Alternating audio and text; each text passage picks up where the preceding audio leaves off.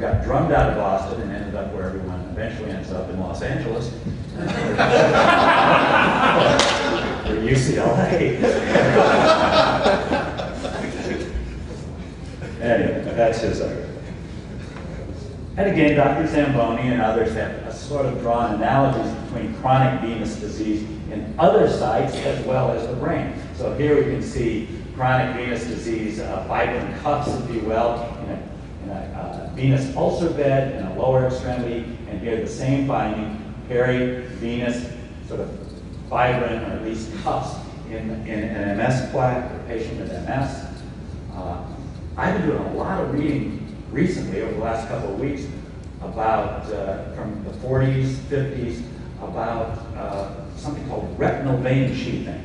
And retinal vein, this is from Rochester, Minnesota, Mayo Clinic proceedings, you know, basically a number of patients afflicted with multiple sclerosis present on ophthalmoscopic examination a peculiar white sheathing of some of their retinal veins. It appears as if thickening of the walls of the veins, especially in the peripheral branches. So again, this is sort of same theme. Here you have Dr. Rucker was drawing, and you can see what these are just his drawings, but then other people actually took fundoscopic imaging, and you can see the same thing in various areas of here, where it just gets a little smudgy there. Clearly it's thickened, and here's the drawings.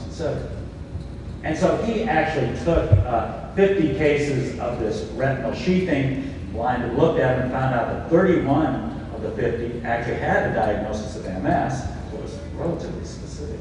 And then 11 patients had actually highly suspicion and didn't yet have a diagnosis of MS.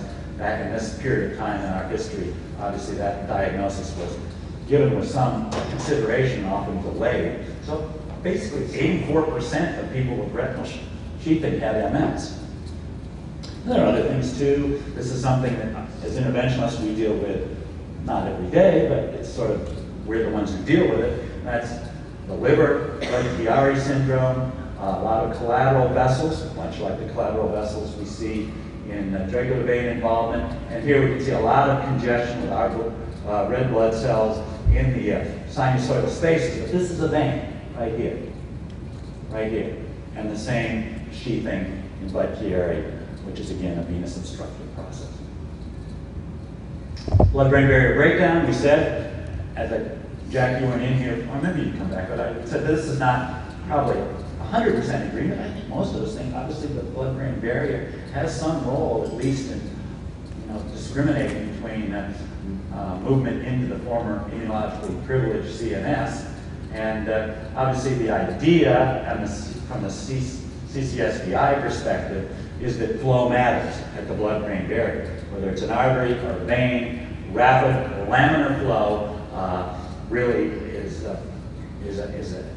a state that is not inflammatory, that basically keeps things healthy, fit. When you have chaotic flow, flow disturbance, perhaps even stagnant flow, or even reverse flow, you end up with low shear stress, and you get marginalization of white blood cells. And we know as in MS, as in arterial disease, when the white blood cells through adhesion molecule pathways stick on the endothelium, they roll and they find a weak spot, and then they can perhaps even cross that. So the conceptual framework is the vessel wall responds dynamically to changes in flow and pressure. This pulsatile shear stress and cyclic strain exists in veins, much like it exists in arteries, and alterations in venous flow and pressure may elicit inflammation, thrombosis, tissue injury. That's the theory, hypothesis. And then with that, we see here in human tissue, obviously, trans-blood-brain barrier migration of a number of white cells, red cells as well. This is in human tissue. This is not human, this is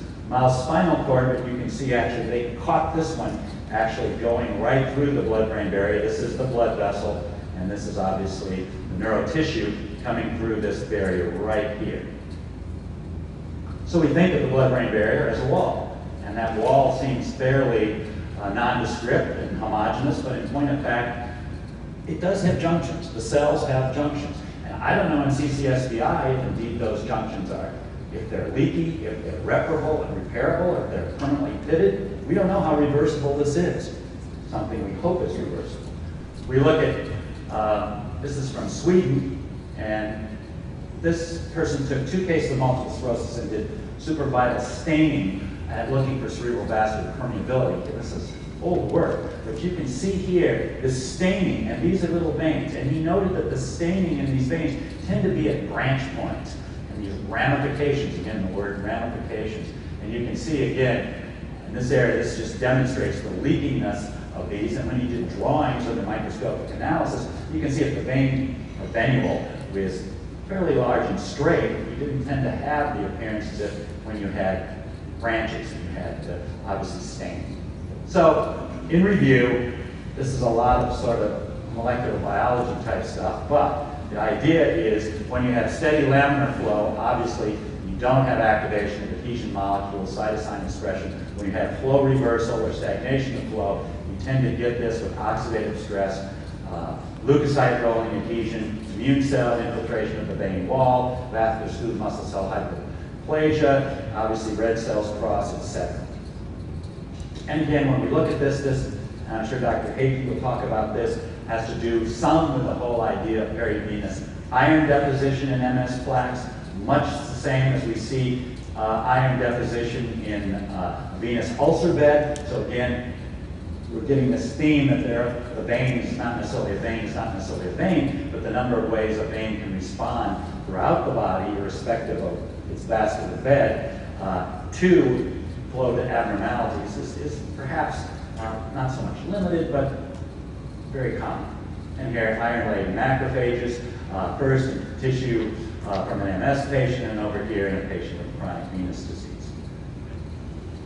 And here we see with MR, and I'm sure Mark can talk about this, 7 Tesla again, we see a plaque, we see the punctate foci, which represents the vein within the plaque, and we see the circular halo, which represents the iron crown. And just another example of the same. So, that gets you up to date to where we are now with this whole idea of CCSVI, which is the extracranial venous obstruction. So what's the evidence from other venous territories that something like this exists? Well, here is something, again, that we as interventionists deal with all the time. It's called a May-Turner anatomy, just for those of you who want to know where this is. This is in the pelvis, and this is the left iliac vein, which is getting sort of compressed by the right iliac artery as it crosses over from left to right to go down the right side here. And this is this, again, and we see this, you can flip it upside down and you can say this is a carotid and a jugular in some patients. And again, you can see this very nicely here because this artery happens to have calcification in it, and you can see how it basically is causing obstruction. And on intravascular ultrasound, again, this narrow. So the framework is now, if we add on this from the Zamboni original